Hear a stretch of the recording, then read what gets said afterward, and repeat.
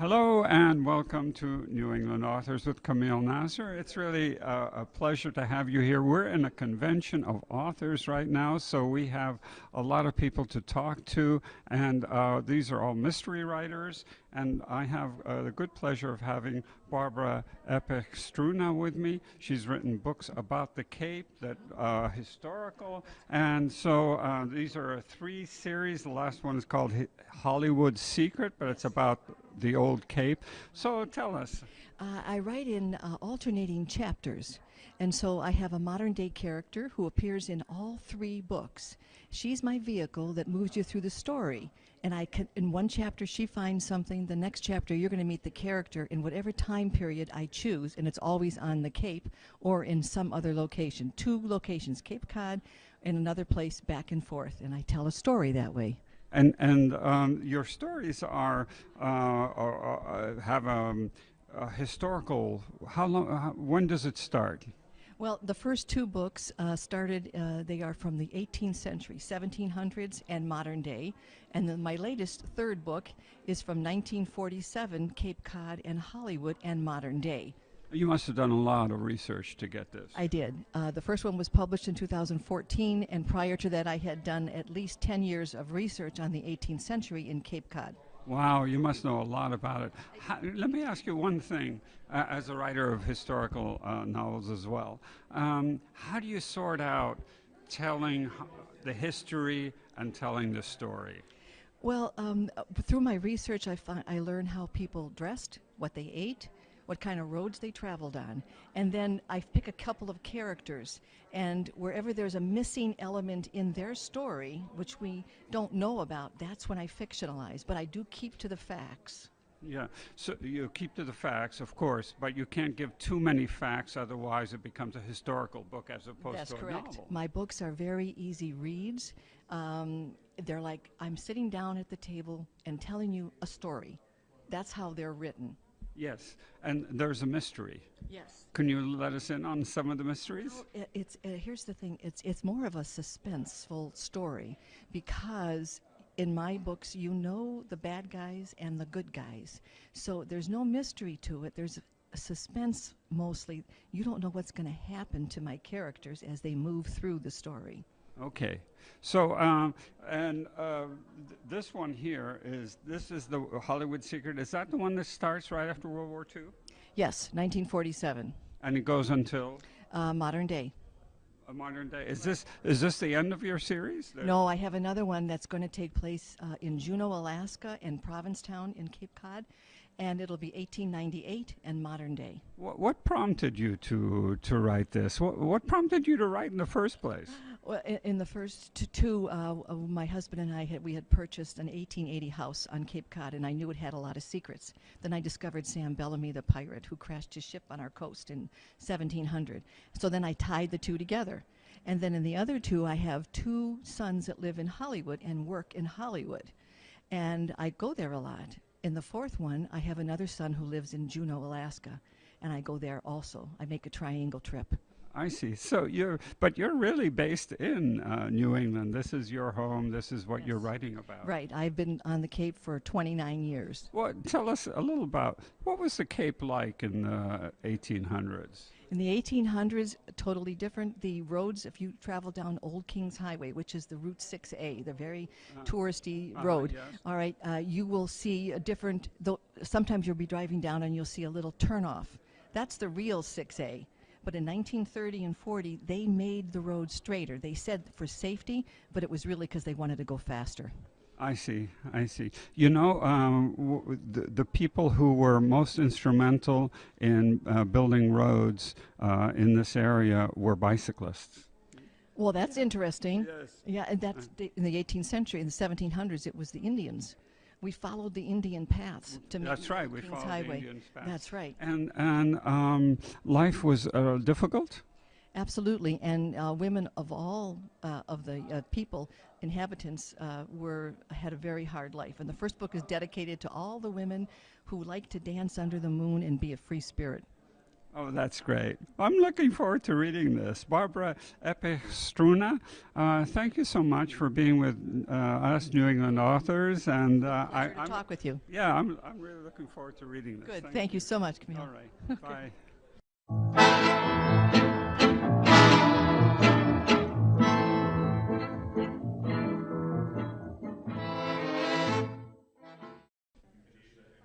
Welcome again to New England Authors with Kameel Nasr. I have my good friend Maureen Walsh with us. Hey, Maureen. Hi, it's good to see you, Kameel.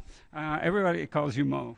Yeah, that's my actual name is Maureen, but my family's always called me Mo. Friends have called me Mo, and when I got out of the full-time job market and into mystery writing, I said I'm going back to Mo. And you specialize in short stories. Yeah, I have published my very first short story called Roadside Roulette won the Mary Higgins Clark short mystery Congratulations. suspense That's contest. great. So that was my first outing. Yeah. How long ago was that? 1998. Uh-huh. And then followed that up by I've had stories in 5 of the best New England crime story anthologies, and I've done some online. It's a lot harder to write a short story than a novel, many people have said, because you have to give the whole ambience and develop the character in just a few pages. Do you find that's true? Well, I find that there are some things you just don't have the words to do, or you have to do it very efficiently.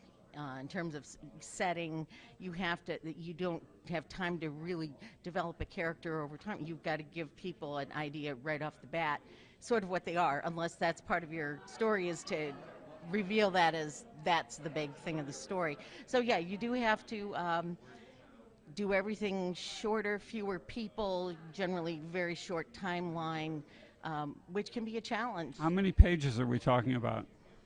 Well, that can range from flash fiction, which currently online is usually about 1,000 words or less. That's amazing. Yeah. Yeah, and I love the real short ones. I've done stories as short as 100 words. Yes. So we're fun. Yes. And that's, to me, that's fun. And it's a challenge, but we, at this conference, we're at a conference today, do the flash words challenge, which is to do a short crime story in 150 words or less. Oh, right, that's great. And people love trying that, but and they find it does present different challenges than being able to go with a novel and go on and do things over time. So, Maureen Walsh, you're also a editor of an anthology, right? Or writer of an anthology. Go ahead. Tell Okay, us. sure. It's not so much an anthology as it is it's called A Book of Killer Trivia, a miscellany of murder, and the bits and pieces range from true crime to TV, classics, radio, and different kinds like lawyers and so forth. But each of the 5 of us wrote part of the book. I had the true crime section, and we put it together, organized by the 7 deadly sins. Oh, I see. Yes. Yeah. What are they? There's you- sloth, gluttony, Greed. Greed, yes. That's Anger. Right. And there have been some movies and books written about that uses those themes. Serial killer, I remember. There was a serial killer book about that. The 7. He killed somebody related to all 7. Yeah, that's I right. didn't quite do it that way, but it's surprising the things that you can find that fit into different. I actually found one story in the Bible for gluttony where a king actually truly got stabbed, and he was so obese that the hero couldn't get his sword back. Oh, You never know. all right. So, and you're also in this conference. One of the organizers, one of the leaders, one of the photographers. I see you photographing around. Yeah, I came originally in 2004 just as someone who wanted to find out what this was all about. Right.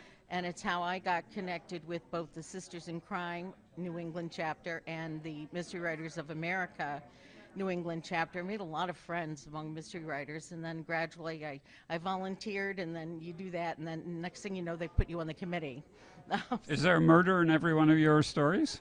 You know, I was thinking about that, and I don't know that if there's a murder in any of my stories. I have the short stories that I've written are mostly humorous caper crimes. And 3 of them feature a couple who are young, charming sociopaths who met in court-ordered therapy. And she is Macy's public enemy #1. And he's a disillusioned son of a police officer who, among other things, likes to steal police cars. Oh, wow. And I have fun with them. She's the narrator, and she's very. Does he drive away with the siren on? In the first book, or first story, he does actually escape in a police cruiser. Oh, I see. Oh, well, Not giving anything away. okay. Maureen Walsh, it's really good to talk to you, and best of luck on all your short stories and other prizes. Okay, well, great. New England Authors with Kameel Nasr. Thank you.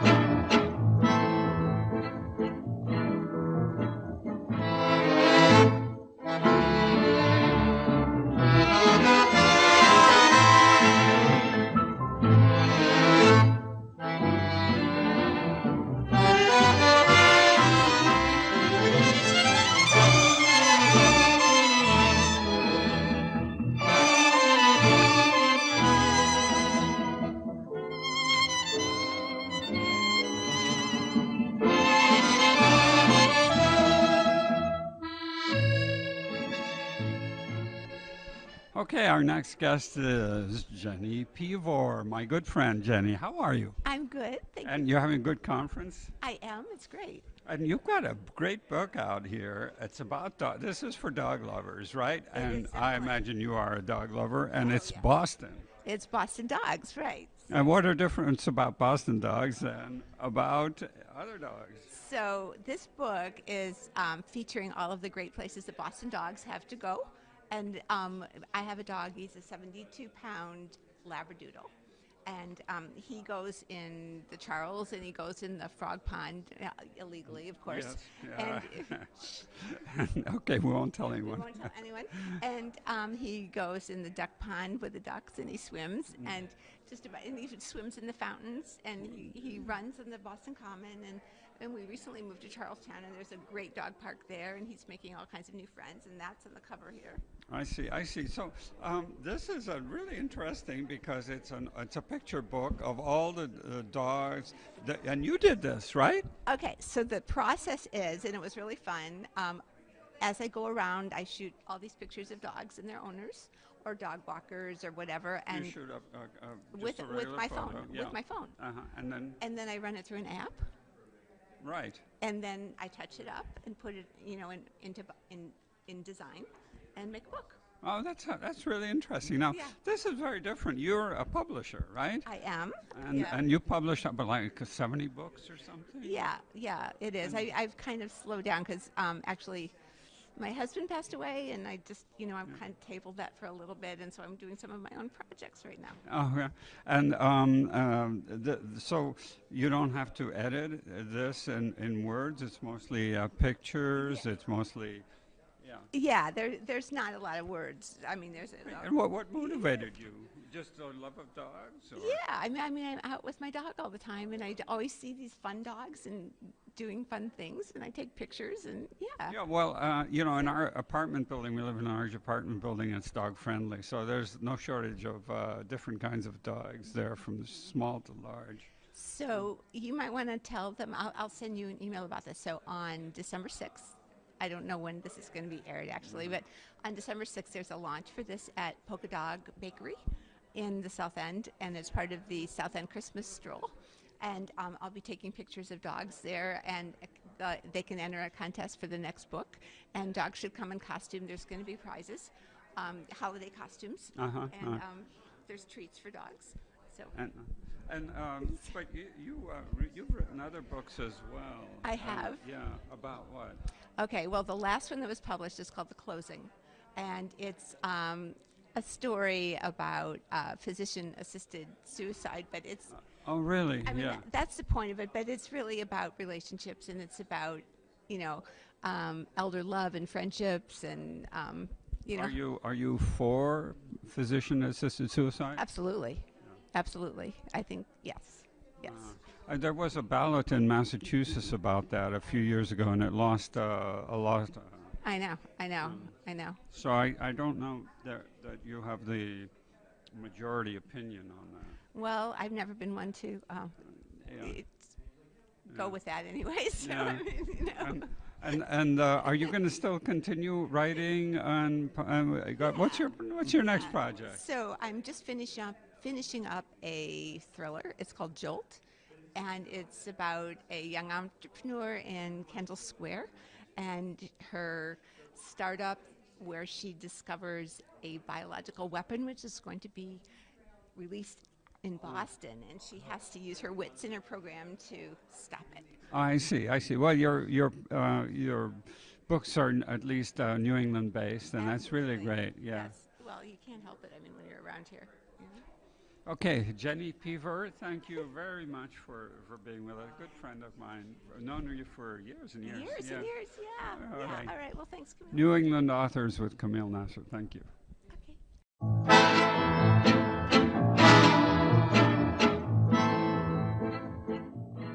Okay. You hold this. Okay. Our next guest is Shelley Dixon Carr. Shelley, welcome. Hi, glad to be here. So, is this your first novel here that you have? This is my first novel, and it won 3 awards: Best New Novel, Best Mystery, Best Teenage something or other. Oh, that's great. That's great. And you It's were a been great. bestseller on Amazon? On Amazon through Kindle for 10 days. Oh, that must have been a real high. It was a real high. I had to take pictures of the screen because I didn't know how to save it, that I was, number 1. Well, congratulations. So, how long did it take to write it? Well, it's about Jack the Ripper, and I had to do a lot of research in London and all about Jack the Ripper. So it took me about 5 years. I'm slow. Wow, 5 years to write it. How much of that was research? You think? A lot of research. I had to go to London quite often. I did a lot of research. I read every book on Jack the Ripper. There so are many, right? Yeah, There are many theories. There are many theories, and you have to read the book. But this is a time travel where the Katie Lennox goes back in time, and with the help of a Cockney lad, it's YA, young adult, she solves the murder of who was Jack the Ripper. Oh, and you do solve it. Oh, yes, At the it's solved. beginning or at the end? Oh, it's solved at the end. It's solved at the end. Yeah. Okay. And And you went to London. Yeah. You stayed there. Oh, You yeah. studied it was prostitutes that were Yes, murdered, yes, right? but- Refresh our memory. How many people were killed? So there were 5 killed, 5 women killed, young women. One of them was very young. And yes, they were prostitutes. However, our idea of a prostitute, and back then there was very few jobs for women, and some women had one woman, her husband never came home, and she had children, and she had no way to support herself. Women couldn't support themselves back then. It's hard enough now, but back in the Victorian age, it was in 1888, some of these women had no choice. So a lot of times people just sort of flippantly say, oh, they were all prostitutes, like, they had it coming. And that's just not the case. But he terrorized the whole He neighborhood. terrorized Victorian London. Queen Victoria told all her subjects, don't go out at night. No woman should go out at night, because Jack the Ripper was eviscerating women, and that's a very horrible way to die. You're cut from stem to stern, and all your innards are let go. However, what happened is the queen didn't realize that women had to go out and work. The shop girls had to be there at 4 a.m.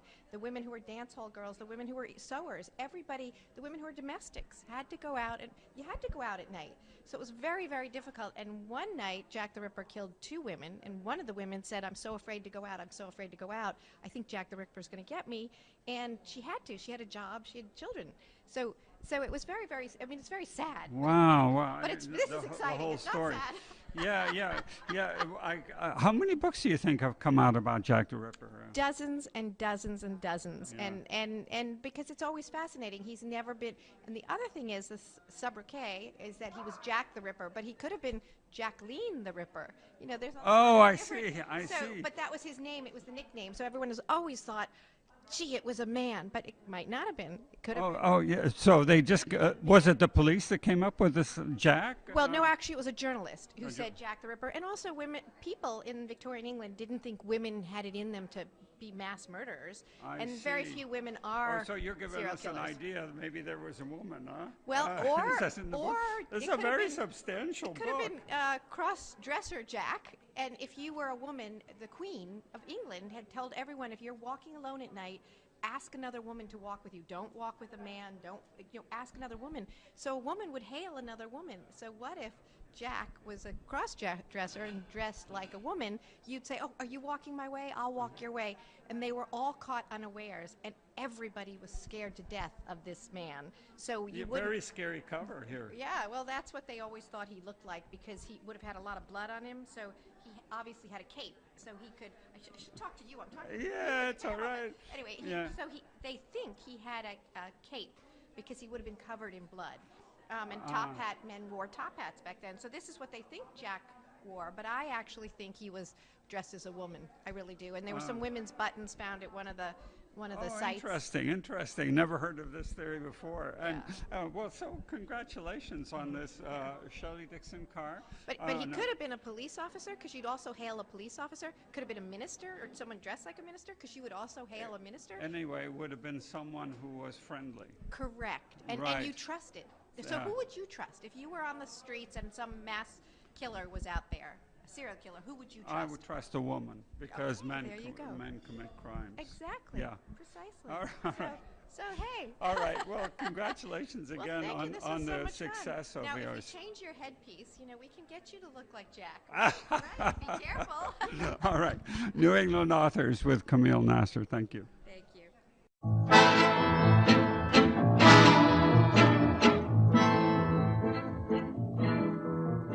Okay, our next guest is Albert Tucker. Albert, welcome. Thank you. You have a book out. You're a police procedural. Tell us about it. Well, it's called The Place of Refuge. It's from Down and Out Books, and it's set in the rainforest of the Big Island of Hawaii.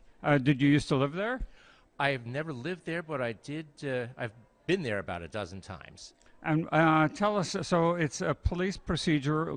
How did you know about police? Were you part of police? I'm not a. I have no connection with law enforcement. My brother is a Coast Guard lawyer. He has done some criminal law. And Mystery Writers of America has brought me into contact with quite a few police officers who have shared their time and their expertise. And what's the story? Tell us a little bit. It's I have to think back. I've been working on a sequel. Basically, it's two cases. One detective has a serial killer of prostitutes to catch, and the other has an undercover assignment that nearly kills her. She's trying to bring down a marijuana operation, and their cases essentially collide in the rainforest. I see. Oh, that's a very interesting story. And when you say police procedural, can you explain that genre to people? It's basically, it follows police through a case, and you try to get it right as much as you can because, well, that's the genre. Do you have a policeman who is the detective who Yes. is in charge? And is this going to be continued on in the next the same character? Yes, I have several more in the works. His name is Errol Coutinho, and he works with the Hawaii County Police. I see. And why did you go there? Why didn't you set it in the Northeast?